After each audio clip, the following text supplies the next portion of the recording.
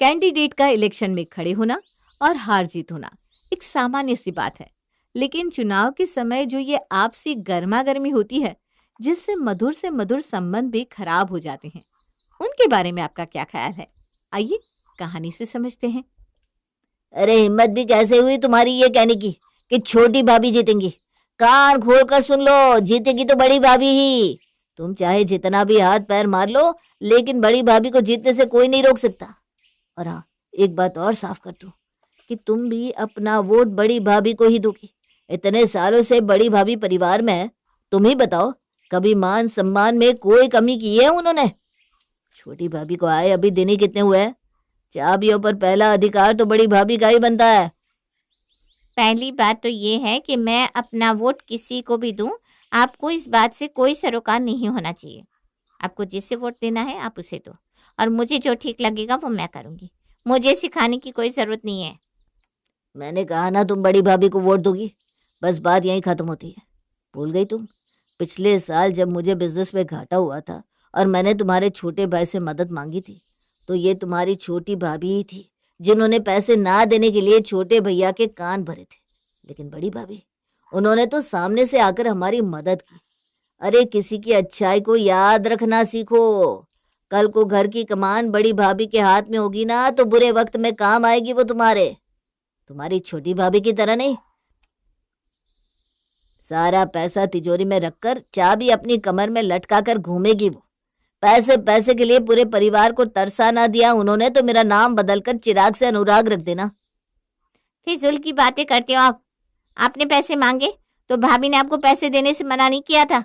अरे उनका खुद का हाथ टाइट चल रहा था, नहीं थे उनके पास पैसे तो नहीं दे पाए। बड़े भैया सरकारी अफसर है, कुछ दिन पहले ही उनको बोनस मिला था, उनके पास पैसे थे इसलिए उन्होंने मदद कर दी। इसमें अच्छे बुरे होने जैसी कोई बात नहीं है। आप ना बातों का बतंगड़ बना रहे हो बस। चिराग और चंदा दोनों इस बहस में लगे हुए थे कि 3 दिन बाद होने वाले मतदान में वो किसे वोट देंगे। खैर, बात बस इतनी सी होती तो कोई बात नहीं थी, लेकिन वास्तव में वे दोनों ही अपने अपने विचार एक दूसरे पर थोपना चाहते थे और अपनी पसंद के कैंडिडेट को ही जिताना चाहते थे। इसलिए एक दूसरे पर दबाव बना रहे थे कि उनकी पसंद के कैंडिडेट को ही वोट दे। बातचीत से शुरू हुआ ये सिलसिला जल्द ही बहस में बदला और कुछ ही देर में उनके बीच जोरदार झगड़ा हो गया। अरे कभी कभी तो हमको लगता है एकदम जानवर से शादी कर लिए हम। इंसानियत नाम की कोई चीज ही नहीं है। छोटी छोटी बातों पर ऐसे राशन पानी लेकर चढ़ जाते हैं। ऐसा लगता है हम तुम्हारी पत्नी नहीं प्रॉपर्टी हैं, जिसके ऊपर हमेशा धौंस दिखाते फिरते हो। मुझे नहीं रहना तुम्हारे साथ इस घर में, जा रही हूँ अपने मायके। हाँ हाँ, जाओ जाओ। ऐसी पत्नी का भी मुझे कोई अचार नहीं डालना जो मेरे कहने से एक काम ना कर सके। अरे हम भी बहुत अच्छे से जानते हैं तुम्हें। गली में घूम रहे कुत्ते की बात तो तुम मान सकती हो, लेकिन अपने पति की बात मानने में तुम्हारी नाक कट जाती है। क्यों? हम ही हमेशा अपना प्यार क्यों साबित करें? औरत है इसलिए ना? नहीं, अब मुझे आपको कुछ भी साबित नहीं करना। आपको जो करना है, जो सोचना है सोचिए। इतना कहकर ननद चंदा अपना बोरिया बिस्तरा पैक करके मायके चली जाती है। मायके पहुंचकर ननद चंदा जोर जोर से रोने लगती है। उसके रोने की आवाज सुनकर दोनों भाभियां दौड़ी दौड़ी वहां आती है। भाभी, मैं ससुराल छोड़कर यहाँ आ गई हूँ। मुझे अब उनके पास वापस नहीं जाना। अब मैं यहीं रहूंगी। आप ही बताओ, क्या हम औरतें अपने जीवन के कोई भी फैसले खुद नहीं ले सकती? अरे बाबा, क्यों नहीं ले सकती? बिल्कुल ले सकती हो। पढ़ी लिखी हो, समझदार हो, तुम्हें अपने लाइफ के डिसीजन लेने के लिए किसी और का मुंह देखने की क्या जरूरत है? लेकिन हुआ क्या बाबा, पूरी बात तो बताओ। भाभी, चेतना मुझ पर दबाव डाल रहे हैं कि मैं अपना वोट बड़ी भाभी को दूं। अब आप ही बताइए, मैं अपना वोट आपको दूं या बड़ी भाभी को? ये मेरा डिसीजन होना चाहिए ना। उनको क्या हक बनता है कि वो मुझ पर इस बात के लिए दबाव बनाए? जब मैंने उनका विरोध किया तो मुझसे लड़ने झगड़ने लगे। अब आखिर मैं भी कितना बर्दाश्त करती। अरे भाभी, थक गई हूँ मैं उनकी मनमानी से, इसीलिए मैं वो घर छोड़कर यहाँ आ गई। बस मैंने भी कह दिया, ज्यादा बड़ी भाभी करने की जरूरत ना है। छोटी भाभी किसी से कम नहीं है। मैंने ठीक किया ना भाभी? अरे लेकिन इसमें लड़ने झगड़ने वाली कौन सी बात है? और सबसे बड़ी बात, तुम किसे वोट देने वाली हो ये बात किसी को भी क्यों बतानी है? मतदान हमेशा गुप्त होकर किया जाता है, शोर मचा कर नहीं। और मैं और बड़ी भाभी कोई दुश्मन थोड़ी ना है जो तुम लोग आपस में लड़ाई कर रहे हो। अरे बड़ी भाभी मेरी जिठानी है, मैं बहुत मान सम्मान करती हूँ उनका। हाँ, वो अलग बात है कि हम दोनों इलेक्शन में खड़े हुए हैं और इस समय वो मेरी प्रतिद्वंदी है, लेकिन प्रतिद्वंदी होने का मतलब दुश्मन थोड़ी ना होता है। तुम भी ना बिना बात दामाजी से लड़ झगड़ कर यहाँ चली आई। छोटी एकदम सही कह रही है। अरे दामाजी ने ऐसी कौन सी बुरी बात कह दी? बस यही तो कह रहे थे ना कि वो मुझे सपोर्ट करते हैं और तुम्हें भी मुझे ही वोट देना चाहिए।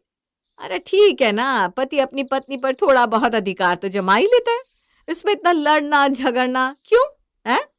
देखो मेरी बात मानो, तुम जैसी आई हो ना वैसे ही वापस लौट जाओ अपने घर। अपना घर क्यों बिगाड़ रही हो? हम दोनों में जो भी जीते, घर तुम्हारा क्यों टूटे भाई? अरे भाभी, आप घर बिगड़ने की बात कर रही हो? मैं तो उस आदमी का मुंह तक ना देखूं। बड़े आए, बात बात पर अपनी धौंस दिखाते। आदमी है तो इसका मतलब मेरे सर पर बैठेंगे क्या? मुझे नहीं जाना वापस, मैं अपने कमरे में जा रही हूँ। ननद के अपने कमरे में जाने के बाद, अरे छोटी ये क्या हो रहा है?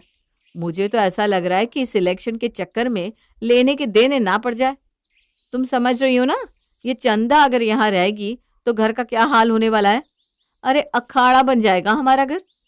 उसकी शादी हो गई तो ऐसा थोड़ी ना है कि ये सुधर गई है। याद है या नहीं, शादी से पहले इसने क्या क्या तमाशा किया है? अरे भाभी, सब याद है मुझे। खाने से लेकर पहनने तक हर बात में 100 नखरे करती थी ये चंदा। कभी ये बना कर दो, कभी वो बना कर खिलाओ। यहाँ ढंग से सफाई क्यों नहीं हुई, ये काम ऐसा क्यों है, वो काम ऐसा क्यों हुआ। सुनते सुनते कान पक जाते थे मेरे। ऊपर से माँ जी हर समय चंदा चंदा चंदा चंदा करती रहती। उन्हें तो अपनी बेटी के आगे हम दिखाई नहीं देते। ये यहाँ रहेगी तो हमारा तो जीना ही दुश्वार हो जाएगा कसम से। अरे छोटी, मुझे भी तो इसी बात की चिंता है। इलेक्शन के नाम पर हमारे घर में दंगे फसाद क्यों होने लग गए? ऐसा लग रहा है पूरा परिवार छोटी गैंग और बड़ी गैंग में बंटकर रह गया है। छोटी सी बात है कि माँ जी अब घर की सत्ता संभालते संभालते थक चुकी हैं, इसलिए वो अपनी चाबी हम में से किसी एक के हाथ में देना चाहती है। दोनों को बराबर बराबर अवसर मिल सके, इसलिए माँ जी ने कहा कि घर में एक छोटी सी वोटिंग रख लेते हैं, ताकि जिसके पास ज्यादा वोट पड़े घर की चाबी उसके हाथ में चली जाए। लेकिन हमारे इस छोटे से इलेक्शन को अखाड़े का मैदान बना दिया सबने मिलकर। तुम्हें पता है कल क्या हुआ? क्या हुआ भाभी? मुझे तो सच में नहीं पता। अरे मेरे लाख मना करने के बाद भी तुम्हारे भैया मेरा चुनाव प्रचार करने के लिए पोस्टर बनवा कर लाए थे और लाकर पूरे घर के बाथरूम, छत और सीढ़ियों में चिपकाने लगे। अब वो पोस्टर चिपकाने तुम्हारे बाथरूम में गए तो वहां पर रिंकू ने उन्हें रोक लिया। अरे अरे भैया, ये क्या कर रहे हैं आप? ये भाभी का पोस्टर मेरे बाथरूम में क्यों लगा रहे हैं? इतना ही शौक है ना आपको पोस्टर लगाने का, तो जाकर अपने बाथरूम में लगाइए। ये बाथरूम मेरा है। अरे तेरा मेरा क्या होता है? ये घर सबका है। मेरी बीवी चुनाव लड़ रही है। एक बार चाबियां मेरी बीवी के हाथ में आने दे, फिर मैं तुझे बताता हूँ कि बड़े भाई से तमीज से बात कैसे की जाती है। अरे तुझे एक एक रुपए के लिए तरसा ना दिया ना तो मेरा नाम भी सोनू नहीं। आए बड़े खुशफहमी पालने वाले। किसने कह दिया आपसे कि भाभी वो चुनाव जीतने वाली है? चुनाव मेरी बीवी जीतेगी और उसके बाद पूरे घर की सत्ता मेरी मुट्ठी में होगी। मैंने भी आपको वो किराएदार वाले छोटे से कमरे में ना पहुंचा दिया ना तो मेरा नाम भी रिंकू नहीं। अब चलिए फटाफट पोस्टर उठाइए और निकलिए यहाँ से। हे राम, रिंकू जी ने बड़े भैया से इस तरह से बात की। राम राम राम, मैं तो कभी सपने में भी नहीं सोच सकती जेठ जी के साथ इस तरह बर्ताव करने के बारे में। मैं रिंकू जी की तरफ से आपसे माफी मांगती हूँ। भाभी सच में पागल हो गए हैं सब लोग इलेक्शन के चक्कर में। मैं ना उनसे बात करती हूँ। अरे नहीं छोटी, ठहर जा, पूरी बात तो सुनती जा। गलती सिर्फ रिंकू की नहीं है, तुम्हारे भैया भी किसी से कम थोड़ी ना है। अरे तेरे अंदर दम होना तो तू भी अपनी बीवी के पोस्टर छपवा ला और लगा दे पूरे घर में। अरे घर क्या, पूरी कॉलोनी में लगवा दे, लेकिन मुझे घर में पोस्टर लगाने से तू रोक नहीं सकता। दम हो तो रोक कर दिखा दे। और इतना कहकर तुम्हारे भैया तुम्हारे बाथरूम में एक नहीं दो दो पोस्टर चिपका कर आए। पूरे घर का हुलिया बिगाड़ कर रख दिया है उन्होंने। जगह जगह पर पोस्टर लगा रखे। इतना ही नहीं, घर के बाहर कॉलोनी के एंट्रेंस तक पोस्टर लगे हुए हैं। अरे पुलिस वाला कल फाइन लेकर गया है। ऐसे पोस्टर लगाना इल्लीगल होता है।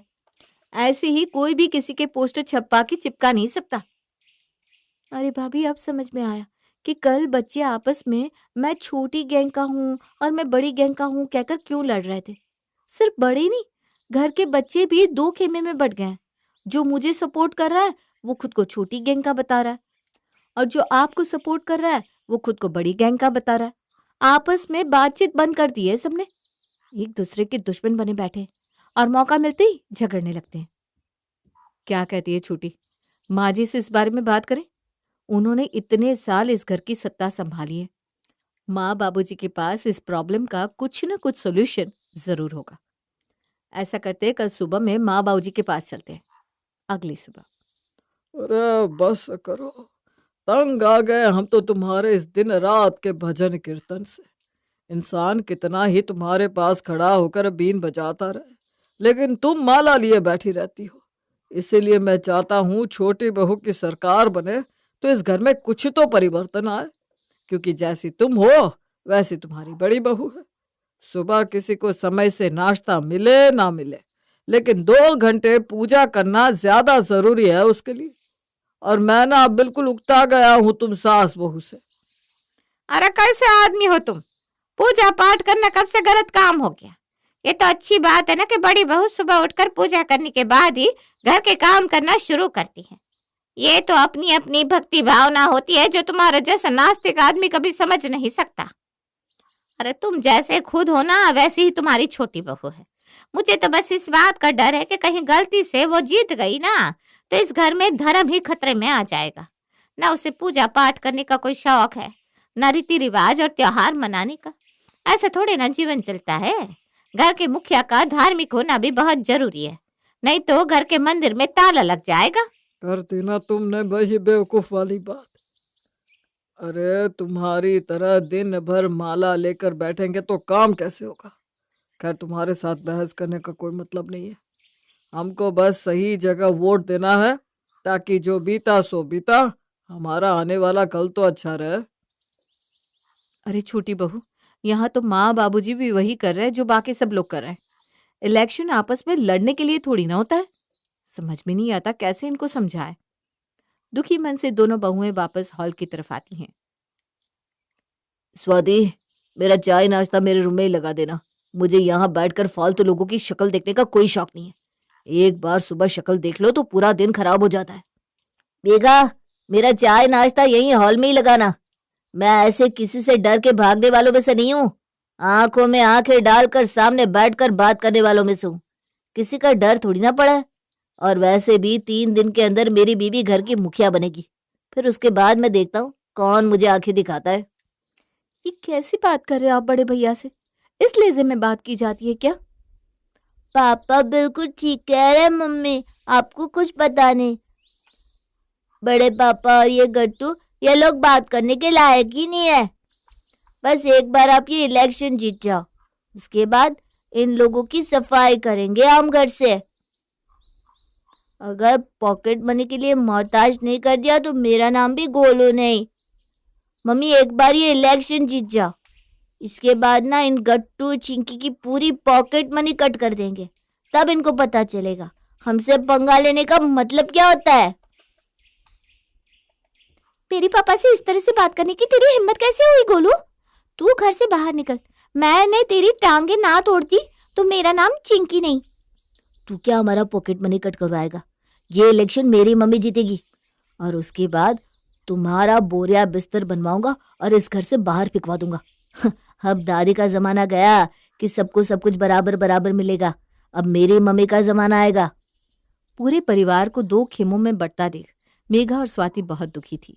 उस समय तो वो किसी तरह मामला शांत करवा देते हैं। उसके बाद अकेले में छत पर एक दूसरे से मिलती हैं। भाभी, मैंने कभी सपने में भी नहीं सोचा था कि हमारे घर में एक इलेक्शन के लिए सब इतना नीचे गिर जाएंगे। अरे मुझे तो खुद ये सोचकर शर्म आ रही है कि क्या मैंने ये संस्कार देकर अपने बेटे को बड़ा किया है। अरे तू अपना दिल क्यों दुखी कर रही है छोटी? मेरे गट्टू और चिंकी ने कौन सा मेरा नाम रोशन कर दिया। उन दोनों ने भी तो बदतमीजी करने में कोई कसर नहीं छोड़ी। और ये लोग तो ऐसे बात कर रहे हैं जैसे इलेक्शन ना हुआ जाने क्या हो गया। एक इलेक्शन जीतने के लिए ये अपना रिश्ता, संस्कार, मान मर्यादा सब भूल गए। और बच्चों की क्या बात करें, बच्चों के बाप और सबकी यही हालत है। हर कोई एक दूसरे का मुंह नोचने को तैयार है। भाभी, अगर ये सब करवाकर मुझे इस घर की सत्ता मिले ना तो मुझे नहीं चाहिए। ये चाबियां आप रख लीजिए, लेकिन मुझे घर का माहौल पहले जैसा चाहिए, जब सब एक दूसरे की चिंता करते थे, एक दूसरे के सुख दुख में काम आते थे, एक दूसरे के विचारों की और भावनाओं की कदर करते थे। अरे मैं क्या करूंगी ऐसी चाबियों का? मुझे राजा बनने का कोई शौक नहीं है। मैं अपनी इच्छा से अपना नामांकन वापस लेती हूँ। आज से आप इस घर की मुखिया हुई। छोटी जो बात तेरे मन में आई है ना, बिल्कुल वही बात मेरे भी मन में है। मुझे भी इस घर का मुखिया बनने की या इलेक्शन जीतने की इच्छा खत्म हो गई है। अगर मुझे ये पता होता ना कि हमारे इलेक्शन में खड़े होने से हमारे घर के बच्चे बूढ़े सब इस तरह एक दूसरे के खून के प्यासे हो जाएंगे, तो मैं ये इलेक्शन में कभी खड़ी ही ना होती। मैं भी अपना नामांकन वापस ले लेती हूँ। मुझे भी घर का मुखिया बनने का कोई शौक नहीं है। अगले दिन चुनाव था। अपनी अपनी कॉलर टाइट करते हुए घर के सभी सदस्य वोट करने के लिए हॉल में इकट्ठा हो गए थे। माँ जी, इस चुनाव में खड़े होने के बाद मुझे समझ में आया कि सत्ता कुछ भी करवा सकती है। अरे हमारे इतने अच्छे परिवार के बीच में जहर घोल दिया इस इलेक्शन ने। तो मैंने बहुत सोच समझ कर ये निर्णय लिया है कि मुझे इस इलेक्शन में खड़ा नहीं होना। भाभी बिल्कुल ठीक कह रही है। मुझे भी ऐसा इलेक्शन नहीं चाहिए जिसमें हमारे घर की एकता ही दांव पर लग जाए। हम दोनों ही अपना अपना नामांकन वापस लेते हैं और आप सभी परिवार वालों से हाथ जोड़कर ये विनती करते हैं कि इलेक्शन का मतलब आपसे रिश्ते खराब करना नहीं होता। आप सभी अपने अपने वोट की पावर इस्तेमाल करने के लिए स्वतंत्र हैं, लेकिन इसका मतलब ये नहीं कि आप एक दूसरे के साथ अभद्र व्यवहार करने लग जाए। ऐसा हो सकता है कि दो लोगों के राजनीतिक विचार अलग अलग हो, लेकिन ऐसा होने से वो आपका दुश्मन नहीं बन जाता। हार और जीत तो बाद की बातें हैं। सबसे जरूरी है परिवार की एकता। चुनाव कोई भी हो, आपसी भाईचारा और प्रेम को बनाए रखे और एक दूसरे के विचारों का सम्मान करें। दोनों देवरानी जेठानी की बात सुनकर परिवार में सभी लोग शर्मिंदा थे। उन सभी को अपनी अपनी गलती समझ में आ गई थी और सभी ने एक दूसरे से माफी मांगकर आगे से कभी भी ऐसा व्यवहार ना करने की कसम खा ली थी। सास निर्मला की बहुत समझाने के बाद आखिरकार घर में चुनाव होता है और सभी की सहमति से बड़ी बहू को घर का अगला मुखिया चुन लिया जाता है।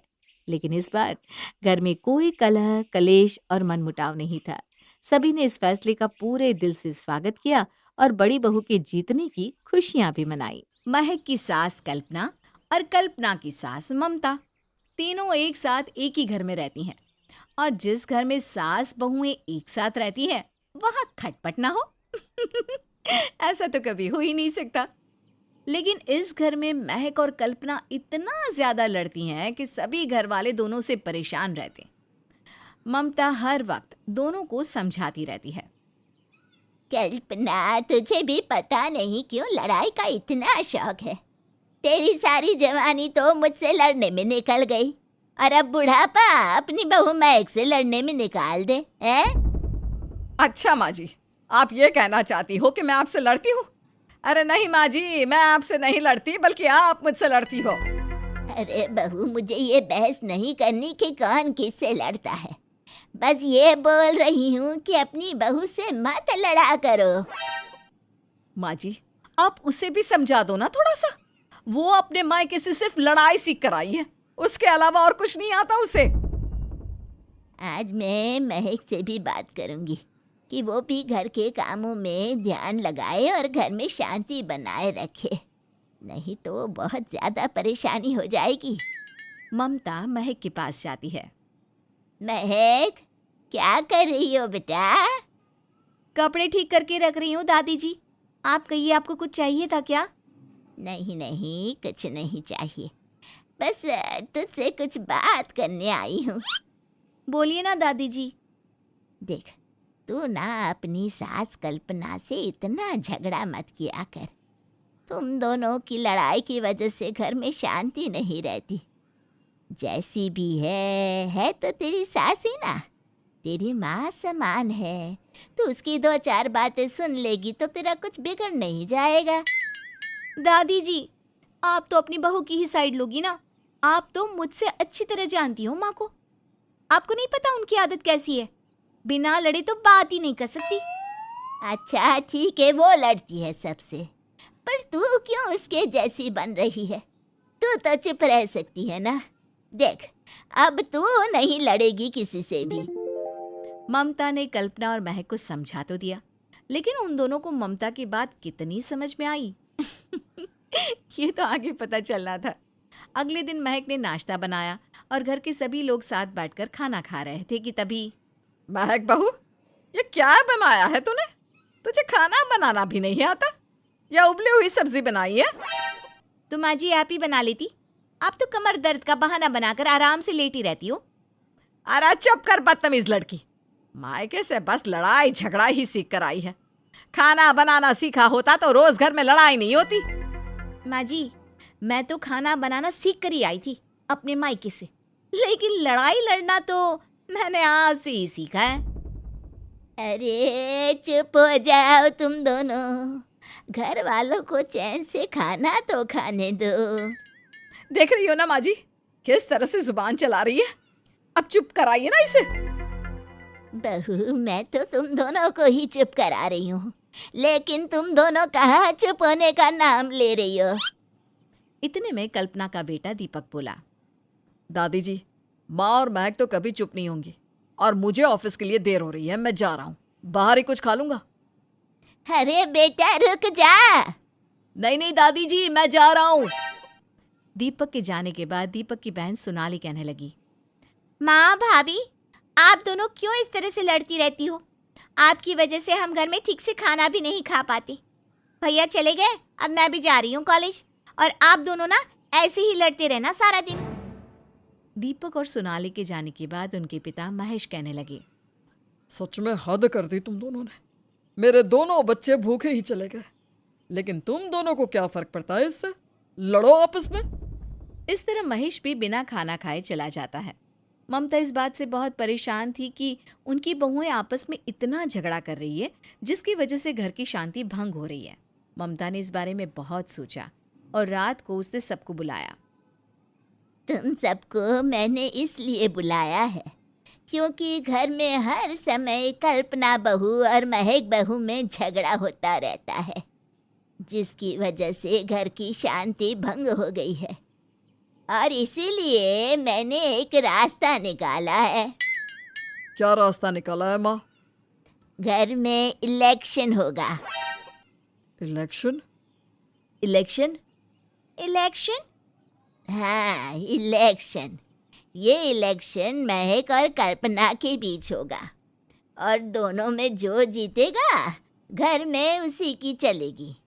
इसलिए कल्पना और महक, तुम दोनों को घर वालों का दिल जीतने के लिए 1 महीने का समय दिया जाएगा। तुम दोनों को 1 महीने तक बिना लड़े अच्छी तरह घर का काम करना है और घर वालों का दिल जीतने की कोशिश करना है। कल्पना और ममता इलेक्शन के लिए तैयार हो जाती है और दोनों घर के लोगों का दिल जीतने में लग जाती है। दोनों सुबह सुबह जल्दी उठकर सबके लिए नाश्ता बनाती है। आज मैंने आप सबके लिए आलू के पराठे बनाए हैं। दीपक बेटा, तुझे बहुत पसंद है ना?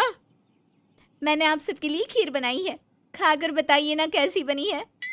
सभी आराम से बैठकर खाना खा रहे होते हैं। तभी सोनाली धीरे से अपनी दादी से कहती है, दादी माँ, लगता है आपकी इलेक्शन वाली बात काम कर गई। इतने सालों में पहली बार डाइनिंग टेबल पर लड़ाई नहीं हुई। पता था मुझे ऐसा ही होगा। अब तो जा कॉलेज, नहीं तो देर हो जाएगी ना तुझे। अगले दिन कल्पना सबके लिए बहुत सारे गिफ्ट लेकर आई और सभी को वो गिफ्ट देते हुए बोली, आज मैं आप सबके लिए बहुत सारे गिफ्ट लाई हूँ। कल्पना पहले एक छड़ी और शॉल उठाकर कहती है, माँ जी, आपके लिए ये शॉल और छड़ी लेकर आई हूँ। आप बोल रही थी ना आपको ये दोनों चीज़ों की ज़रूरत है। हाँ, बोल तो रही थी। चल अच्छा है तू ले आई। उसके बाद कल्पना महेश से कहती है, सुनिए जी, आपके लिए ये नीले रंग की शर्ट, आपके ऊपर ये कलर बहुत अच्छा लगता है। थैंक यू कल्पना। लेकिन कल्पना, मैं ज़्यादा कपड़े खरीदता हूँ तो तुम मुझे डांटती हो, और आज खुद ही मेरे लिए शर्ट लेकर आ गई। ऐसे ही मन किया तो ले आई। सोनाली बेटा, तेरे कॉलेज का बैग खराब हो गया है ना, तो तेरे लिए नया बैग लेकर आई हूँ, ये ले। वाओ माँ, कितना प्यारा बैग है और महंगा भी लग रहा है। दीपक बेटा, मैं तेरे लिए नया फोन लाई हूँ। तुझे ऑफिस के काम में परेशानी होती है ना, अब तू अपना पुराना फोन रिटायर कर दे और ये इस्तेमाल कर। क्या बात है माँ, आज तो बहुत खर्च कर दिया, और ये नए फोन के लिए थैंक्स। दीपक, इतने भी बुरी नहीं है तेरी माँ, सबका ख्याल रखती है, चाहे वो तेरी माँ की दुश्मन ही क्यों ना हो। माँ, इस घर में कौन है आपका दुश्मन? अरे तेरी बीवी के अलावा और कौन हो सकता है। ये ले महक, तेरे लिए मैं साड़ी लाई हूँ, वो भी तेरी मनपसंद का कलर है। मुझे अच्छी तरह से पता है माँ जी, आप ये सब क्यों लाई हो, लेकिन घर वाले मुझे ही वोट देंगे। बहू, सकारात्मक सोचना अच्छी बात है, लेकिन ये ना तेरी गलत फहमी है।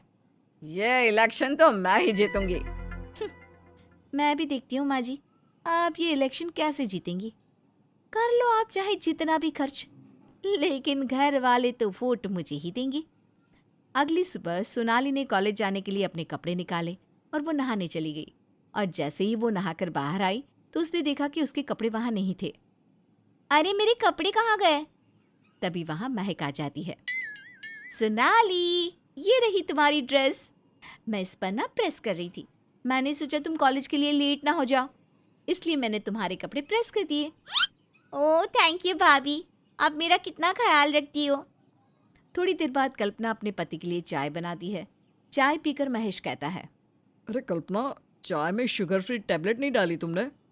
अरे वो खत्म हो गई है ना, कल ले आऊंगी, अभी ऐसे ही पी लो ना चाय।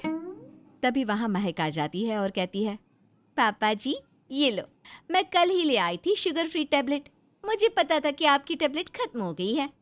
अरे वाह बहू, बहुत ख्याल रखती हो तुम मेरा, थैंक यू। महक वहां से चली जाती है। तभी कल्पना महेश से कहती है, अच्छा तो बहू ख्याल रखती है, मैं नहीं रखती ख्याल। अरे तुम तो बुरा मान गई, रखती हो ना, सबसे ज्यादा तुम ही तो ख्याल रखती हो। शाम को सभी बैठकर बात कर रहे थे कि तभी महक हाथ में एक शॉल लेकर आई और दादी सास को उड़ाते हुए बोली, दादी आज मौसम बहुत ठंडा है, आप ये शॉल ओढ़ लीजिए। अरे बहू, कितना ख्याल रखती है तू हम सबका। ये सब देखकर कल्पना सोचती है, मुझे पता है बहू, तुम क्यों सबका ख्याल रख रही हो, कितना भी दिखावा कर लो, मेरे पति और बच्चे मुझे ही वोट देंगे और ये घर मैं अपनी मर्जी से ही चलाऊंगी। इस तरह से दोनों सास बहुएं सारे घर का काम खुशी खुशी करती और सबकी ज़रूरतों का ख्याल भी रखती। अब घर में सभी हंसी खुशी और चैन से रह रहे थे, घर में शांति बनी हुई थी। देखते ही देखते 1 महीना बीत गया और दोनों ने ममता से कहा, दादी जी 1 महीना हो गया है, इलेक्शन कब होंगे। हाँ माँ जी, कल ही करा ले क्या, जो जीतेगा घर में बस उसी की चलेगी। हाँ दादी जी। दोनों की बातें सुनकर सभी घर वाले हंसने लगे। अरे आप हंस क्यों रहे हो। ये बात तो 1 महीने पहले पक्की हो गई थी ना कि हमारे घर में इलेक्शन होगा। अरे बहू, ये तो हम सब ने मिलकर तुम दोनों को सबक सिखाने के लिए कहा था, हम मजाक कर रहे थे, कोई इलेक्शन नहीं होगा। हम चाहते थे कि तुम दोनों मिलकर रहना सीखो, साथ रहकर इस घर का ख्याल रखो। हाँ कल्पना, तुम दोनों जिस तरह 1 महीना बिना लड़े एक साथ प्यार से रही हो, बस इसी तरह हमेशा रहो। इसीलिए माँ जी के साथ मिलकर हमने ड्रामा किया था। ये बात सुनकर दोनों के होश उड़ गए। अब महक और कल्पना को ये बात कितनी समझ आई ये तो वक्त ही बताएगा, लेकिन 1 महीने के लिए घर वालों ने चैन की सांस तो ले ली।